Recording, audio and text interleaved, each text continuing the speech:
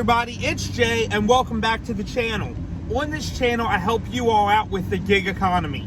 So whether that's GrubHub, Uber Eats, DoorDash, or anything else, I try to help you guys out with it. Tonight we are online with GrubHub. We started about 4 o'clock. We got our first order from Pasquale's Pizza. It paid me just over $16. I think the distance was 11 miles, but I'll put that on the next slide so you can see the whole payout. We are actually heading to Red Robin now to pick up an order. It is paying just over $14. I think the miles are about 9, but as you all know on GrubHub, you can't see the miles. It's only an estimation, so let's go pick it up.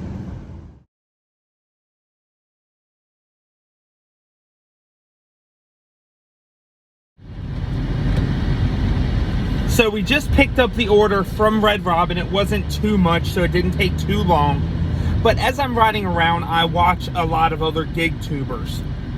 So the interview today between Tanner Markley and Bentley Coop, I am currently reviewing it right now, and I will give you my honest reaction to the video by the end of the night.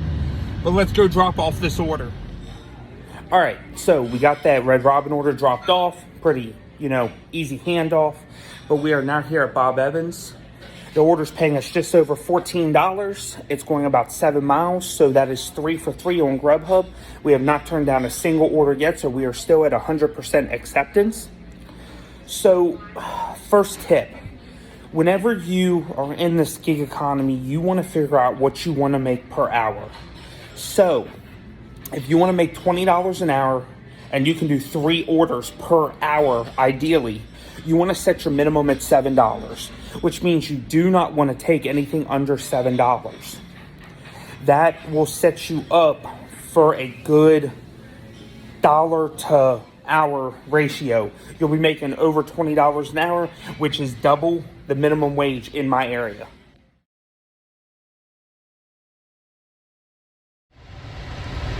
All right, so we just dropped off that Bob Evans order and we're waiting on another order on GrubHub. The first tip I gave you guys was to set your minimum that you would accept per order, because ideally you would like to complete 3 orders per hour, if not more. Because some marketplaces, dictate that way you can do a lot of orders per hour. If you're in a more rural area like me, 2 to 3 might be all you can do. But based off the time of day, you really want to isolate the restaurants that are going to take forever and try to take restaurants that don't take forever. Example being, if it is a Tuesday at 12 o'clock lunch rush, you don't want to go to Chick-fil-A because they're swamped, but instead you might take a order from Silk Thai, a Thai restaurant, because they're not going to be as busy and they're working on your order as soon as they get it, rather than getting your order and having to wait behind a whole host of people.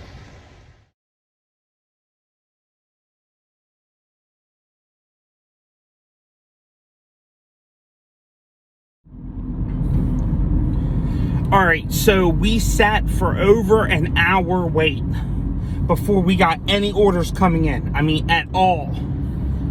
So then, of course, an Uber comes in, like $7, going 2 miles from Cracker Barrel. So I went ahead and took that. But in the middle of taking that, I get a GrubHub order from Burger King for like 13 bucks. I don't think I got their screenshot for it. I'm trying to stay with 100% acceptance on GrubHub tonight. But, yeah, so I got the Cracker Barrel order dropped off. I think to the right location. I have no idea, to be honest with you. And we're heading to pick up the Burger King order right now.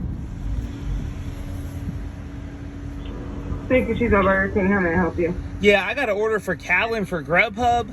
Here, come on around. The last time I was here, I got screamed at for not coming inside. Probably because the inside was open, but I closed my inside because it's only 4 of us. Oh, okay. That's why I was like looking at you all weird through the window. Yeah, I was trying to ask you, did you have a DoorDash? And you put your hands up. I was like, all right, well, forget you too. I was like, man, last time they yelled at me for using the drive-thru. Now this time they want me to go through the drive-thru. I was like, I don't know what to do. I'm sorry. Yeah, if we're closing the inside, you come to drive-thru. All right. Y'all hear that? So it's kind of whatever way they want it. Thought Burger King was having your way. I'm sorry. Yeah, if you have any more, just come to drive-thru. Okay. I'll have them ready for you. Okay. I appreciate you. Thank you. Have a good one. Thank you. So I told you guys while I'm driving around, I was going to watch the interview between Tanner and Bentley. I thought it was a great interview by Bentley. I thought Tanner asked some good questions. And I think that both of them really just want to help out the gig workers and the people that drive for a living. Based off Bentley's answers, I was happy that he was open and honest, that he did get 2 small payments for a couple videos he did from DoorDash, but other than that, he wasn't paid. I thought that was the most honest answer he could give, because everyone thinks that he is paid by DoorDash. I'm glad that he told us that he was. I have much respect for him now for coming out and saying that. And you all need to check out that interview if you want some good, honest answers. Now, I know I critiqued Bentley in one of my videos, pretty much mocking him, saying that he was telling us to go feed the ducks or something like that. But honestly, deep down, Bentley was the first person I started watching when I started doing, gig driving and working in the gig economy. And he taught me a lot right off the bat. So, mad props to Bentley. And let's just keep moving forward.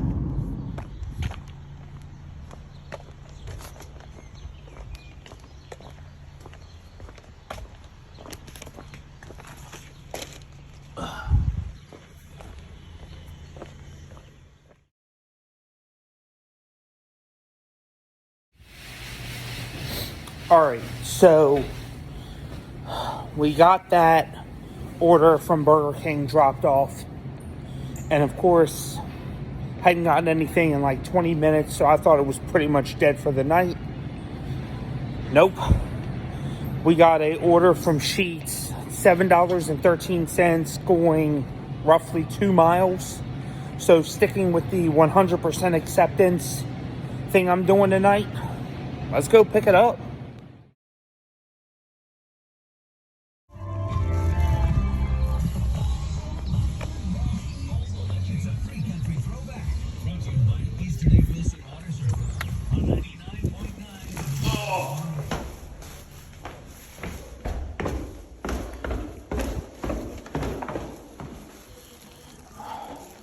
There we go.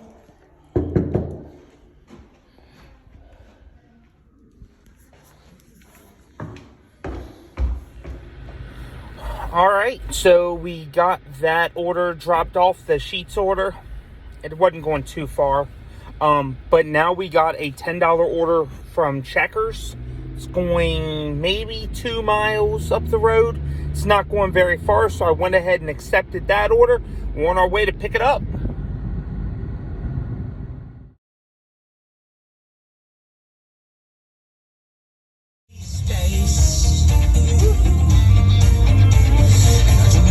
Just can't let you go.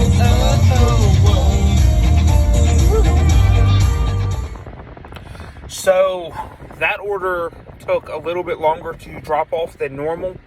The guy I was delivering to was deaf, he couldn't speak, and the hotel that he was staying at had 2 number 176s in it. So I didn't know which one to drop it off at, and prior to me meeting him to give him the food, I had no idea he couldn't accept phone calls.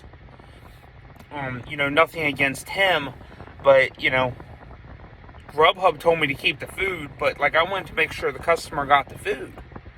So I was able to make contact with him, get him the food.